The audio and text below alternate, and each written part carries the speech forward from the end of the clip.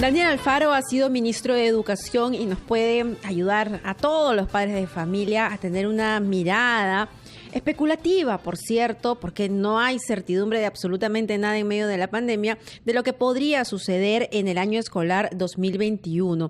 Muy buenos días, señor Alfaro. Muy buenos días, Mabel, Mauricio. Muchas gracias por la llamada. Muy contento de estar con ustedes. Muchísimas gracias. Señor Alfaro, un congresista ha presentado un proyecto de ley para impedir el inicio del año escolar de manera presencial hasta que llegue la vacuna. Eso es lo que él va a exponer ante el Congreso de la República si es que esto se llega a discutir. ¿Es necesario presentar un proyecto de ley para esto o es prerrogativa del Ministerio de Educación junto con el Ministerio de Salud quienes deberían tomar esta decisión y en todo caso, ¿cuál sería la decisión más adecuada? Sí, Mabel, entiendo muy bien la preocupación. Yo creo que ya sea que venga por el Ejecutivo o por el Legislativo, tiene que ser una decisión muy técnica y sustentada en evidencia. Creo que el espíritu detrás de ello debería ser tratar y hacer todos los esfuerzos que podamos para regresar a la presencialidad. Ese debería ser el objetivo que deberíamos plantearnos como sociedad. Deberíamos hacerlo de manera flexible, pero también muy responsable. ¿Y por qué? ¿Por qué tenemos que tener este gran esfuerzo? Porque hay dos condiciones ahora muy preocupantes en el sistema. El primero es la exclusión, ¿no? Mal llamada deserción, ¿no? Dicen que hay deserción escolar. Bueno, pero es que la deserción viene de desertor y es un acto voluntario. Y eso no está pasando ahora, ¿no? Lo que está pasando es que alumnos, niños, niñas, adolescentes, no están pudiendo continuar sus estudios por condiciones ajenas a su propia voluntad y por lo tanto lo veo más como una exclusión. Y eso está llegando a cifras alarmantes, ¿no? Estábamos hablando de más de 200.000 niñas, niños, adolescentes que podrían estar fuera del sistema a causa de la pandemia. Y lo segundo claramente está en los aprendizajes, ¿no? Yo creo que el esfuerzo Aprende en Casa es un esfuerzo muy loable, tanto desde el Ministerio de Educación como desde los padres y los docentes al momento de implementarlo, pero que no reemplazan la calidad educativa que uno pueda recibir acerca de lo presencial por razones que podríamos conversar también. Y son esos dos factores los que llevan a que tengamos un espíritu de tratar de regresar a lo presencial con flexibilidad y responsabilidad. Señor Alfaro, gracias por estar con nosotros. Soy Mauricio Fernandini. Lo que usted ha mencionado sobre las brechas de las que todos estamos conscientes que son tan grandes en nuestro país y que lo presencial de alguna manera u otra nos empareja a todos. Dentro de un colegio todos estamos en la misma aula, con la misma profesora, con la misma infraestructura. ¿Qué finalmente llevaría a perder ese temor a algunos padres que con información que reciben, ¿no?, piensan que si su hijo va al colegio puede regresar contagiado? ¿Hay una coordinación, usted percibe, acertada, multisectorial entre educación y salud para hacer un tamizaje eficaz en los colegios y que esto finalmente esté controlado? Excelente pregunta, Mauricio. Mira, internacionalmente, o sea, casos fuera del Perú que tienen más tiempo con la pandemia que nosotros han decidido un retorno a clases de manera semipresencial. Y hay algunas reglas que podemos aprender de ese retorno, ¿no? La primera es que esa presencialidad se dé de forma focalizada, ¿no? En espacios en donde haya habido pocos contagios y ninguna muerte, ¿no?, por un lapso de tiempo. Segundo, que las aulas no tengan más de 15 alumnos, de preferencia 10, ¿no? Y que las horas lectivas no sean más de 4 horas seguidas, en la medida que la mayor posibilidad de contagio está cuando nos confinamos en un espacio cerrado. Eso, más la regular que vendría a ser el uso de mascarillas y la desinfección permanente, así como la prevención en la toma de temperatura y otras medidas, son las medidas que debemos de trabajar para un retorno seguro a la presencialidad. El Ministerio está sacando unas pautas, el Ministerio de Educación está sacando unas pautas justamente como para poder tener mayor información de cuáles serían los espacios geográficos del país que cumplirían con estas condiciones, ¿no? Entiendo que eso lo está haciendo en coordinación con el Ministerio de Salud, pero todavía no vamos a tener una implementación firme hasta el próximo año de ello, y ahí es donde tenemos que estar evaluando paso por paso. Lo que creo y recomiendo bastante es una comunicación muy abierta para que los padres de familia comiencen a absorber esta información, comiencen a entender los detalles de esta estrategia para que se sientan más seguros para el retorno. Porque, perdóname, Mabel. Señor Alfaro, nuevamente, con estos requisitos que se solicitarían, como se está haciendo, por ejemplo, en este plan piloto en 3 regiones, incluyendo Arequipa, en donde en ciertos distritos se puede ya reiniciar las clases presenciales de acuerdo a ciertos índices de salud. Pero esto lo que haría también sería profundizar aún más las diferencias, ¿no?, entre lo rural y lo urbano, por un asunto de infraestructura, por ejemplo. ¿No debería ya el Ministerio de Educación estar invirtiendo precisamente en infraestructura para poder asegurar espacios seguros a los niños de todo el país, para que se pueda mantener esta distancia física, para que tengan baños con agua y puedan lavarse las manos y puedan higienizarse? Totalmente de acuerdo, Mabel, y más allá que de infraestructura es en mantenimiento de escuelas. Esa es una modalidad más directa para poder mejorar las condiciones en la escuela, en la medida que es un gasto que se puede hacer de manera más relativamente más corta, en tiempo más corto, y además con mejores reglas, ¿no? En el caso de la inversión demora un poco más de tiempo y no tenemos ese tiempo. Entonces creo que ahí es donde el Ministerio de Educación debe fortalecer el programa de mantenimiento en escuelas pensado en el buen inicio del año escolar 2021. Y regresando un poco a lo que mencionabas sobre los padres y esta información que también necesitan tener en la encuesta que ha salido hoy día en la mañana publicada por parte de Ipsos, hay un dato muy interesante, ¿no? Hay una mayoría en la población que estaría de acuerdo con regresar a la presencialidad, un dato que hace unos meses de repente no se daba con esa fuerza, ¿no? Quiere decir que la sociedad está como que entrando a esta nueva normalidad, ¿no? Pero todavía también hay otro porcentaje de la población que no estaría de acuerdo, ¿no? Cuando le preguntan si es que efectivamente hay un regreso a clase, ¿usted enviaría a sus hijos a colegio? Bueno, de los que tienen hijos, de los padres de familia, 1/3 no lo haría. Entonces todavía creo que ahí hay un grupo poblacional bastante grande que necesita más información para sentir esa seguridad. De nada serviría una política pública que trate de volver a la presencialidad si no tenemos el concurso de los padres de familia. Sí, el 59% piensa que el año escolar 2021 debería ser presencial. Esta migración, ¿no?, que ha habido del sector privado al sector público. Muchos escolares, obviamente, ¿no?, se vieron obligados por las circunstancias económicas de sus familias a ir a la educación pública. Queremos hablar de ese aspecto, de las nivelaciones, cómo se deben hacer y si considera que están en desventaja, ¿no?, los que están haciendo el quinto de secundaria para ingresar a estudios superiores. Le rogamos que nos acompañe en el siguiente bloque para despejar también algunas dudas de los seguidores de Encendidos. Gracias, señor Alfaro. Agradecemos mucho la compañía del señor Daniel Alfaro, ha sido ministro de Educación, y estamos conversando con él sobre un posible retorno a las clases presenciales en el 2021. Experiencias en otros países no han tenido resultados trágicos, no se han producido muertes ni contagios masivos. Más bien, con un tamizaje efectivo, identificaban a la persona con coronavirus y la mandaban a cuarentena, y han continuado progresivamente con lo presencial.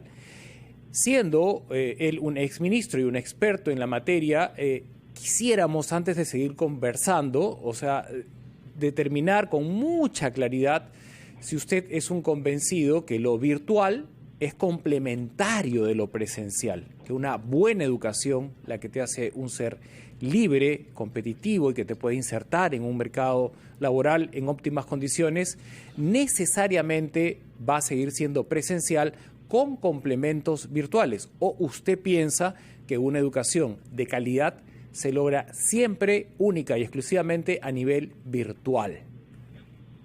Muy buena pregunta, Mauricio. Una buena educación, una calidad educativa se logra con el complemento, con lo virtual y lo presencial. En el ideal, lo virtual debería ayudarnos a poder adquirir conocimientos que son de más fácil acceso. de tal manera que lo presencial puede ayudarnos más bien a contar con la presencia del profesor, valga la redundancia, para poder practicar esos conocimientos. De un poco nos sirve que el profesor esté explicando en clase conceptos generales que uno podría entenderlos a partir de un curso online. Sería mucho más efectivo que el profesor en la clase más bien nos ayude a practicar esos conocimientos que ya lo hemos adquirido de manera online. A eso se le llama aula invertida. Y esa es la gran promesa de poder juntar lo virtual con lo presencial. Pero para llegar a ese momento todavía tenemos muchas brechas en nuestro sistema educativo. Es correcto, la brecha digital nos ha demostrado cómo es que finalmente, o mejor dicho, ha empujado a muchos niños a que salgan del sistema, como usted bien lo mencionaba al inicio de esta entrevista. Pero a ver, Mauricio comentaba las experiencias también en Europa, sobre todo, ¿no? En España, pero vemos también que esas experiencias nos llevan a una segunda ola. Es decir, hay una encuesta en donde los padres dicen, sí, que los niños vayan, ¿no? En casi la mitad de los encuestados. Hay también, por un tema de inclusive salud mental, la meta de que los niños regresen a clases presenciales. Pero ¿qué pasa si, tal como lo proyecta Salud, en diciembre y enero llega una segunda ola? Sí, definitivamente eso todavía le pone una incertidumbre grande hacia el inicio de la presencialidad, ¿no? Y tenemos que estar muy expectantes a qué estrategias vamos a implementar para esta segunda ola. Espero que podamos pasarla mejor que la primera. En ese sentido, lo importante y lo que sí podemos prever desde ahora es cómo el sistema se va flexibilizando hacia el siguiente año. Y ahí un punto importante es decir y entender de que el 2021 es un año, vamos a llamarle bianual. Es decir, el 2021 lo que va a hacer es reforzar los aprendizajes del 2020 y además, por supuesto, impartir los que corresponden al 2021. De tal manera que ya sea a través de lo presencial o lo virtual, sigamos con la posibilidad de no dejar atrás conocimientos que no pudimos adquirir por temas de la pandemia, ¿no? Entonces, esa evaluación incluso, ¿no? Va a ser una evaluación también bianual, es decir, vamos a estar evaluando como sistema los aprendizajes de ambos años. De ahí que si hay alguien o se percibe la idea de que si este año no ha podido ingresar al sistema educativo, entonces lo ha perdido, no va a ser así, ¿no? El próximo año hay la oportunidad de poder retomar ello. Y ni siquiera si al marzo del próximo año, sino ya en verano hay un sistema que le llaman de nivelación, que está permitiendo lograr impartir esos conocimientos, y hay otro refuerzo para quinto de secundaria, que es el aspecto más crítico en esta pandemia, ¿no? Pero volvemos a lo mismo. Es un programa de recuperación íntegramente a través del ciberespacio digitalizado. No hay nada presencial en la recuperación. Exacto, Mauricio, porque como habíamos hablado hace un momento, todavía no conocemos los efectos de la segunda ola, y en el caso menos deseado, que es que tengamos que seguir en la presencialidad, pues esos son los alcances que podríamos tener, ¿no? Esperemos que eso no se dé y que más bien haya un mejor control de la segunda ola, y eso permita que la estrategia de semipresencialidad, para ser más específicos, pueda comenzar cuanto antes. Uh-huh. Sí, al inicio de esta pandemia, cuando muchos padres entraron en una crisis económica muy grave, decidieron mover a sus hijos de los colegios particulares a colegios públicos. De iniciarse estas clases presenciales o semipresenciales, lo que nos preguntábamos con esta migración era que si... en cuanto a infraestructura, ¿no? Los colegios públicos iban a tener la capacidad de recibir a toda esta gran cantidad de alumnos que migraron. En efecto, ese creo que es uno de los retos más grandes que tiene ahorita la escuela pública en el país, ¿no? Además de mejorar a través de los mantenimientos, como habíamos conversado, las condiciones sanitarias para el regreso a clase. Además de eso, tiene que prever una mayor matrícula, una mayor capacidad de absorber más alumnos, ¿no? Y eso, efectivamente, lo presencial puede ser una herramienta que apoye a que este conocimiento pueda llegar a más personas, ¿no? Pero no va a bastar con ello, ¿no? Necesariamente tiene que reforzarse el sistema a través de los docentes, para que puedan, en clases más reducidas, poder atender a más grupos. grupos y poder en esos momentos que van a ser menores, poder impartir las competencias que más sean o que sean más adecuadas para los diferentes grupos poblacionales que tienen a su cargo, ¿no? Uh-huh. Ahora, volviendo a esta reflexión que hacíamos durante nuestra conversación, enfocándonos en los alumnos del quinto de secundaria, los que han tenido que culminar la secundaria en plena pandemia, que ya usted reconocerá normalmente para ir a una universidad hacían unas nivelaciones rigurosísimas para poder rendir en el primer ciclo, ¿no? ¿Cómo se va a compensar finalmente ese tránsito de un año tan atípico, ¿no?, en un primer año, nuevamente, en medio de pandemia, que les toca ser universitarios? Efectivamente, Mauricio, como les decía, ese es el año más problemático.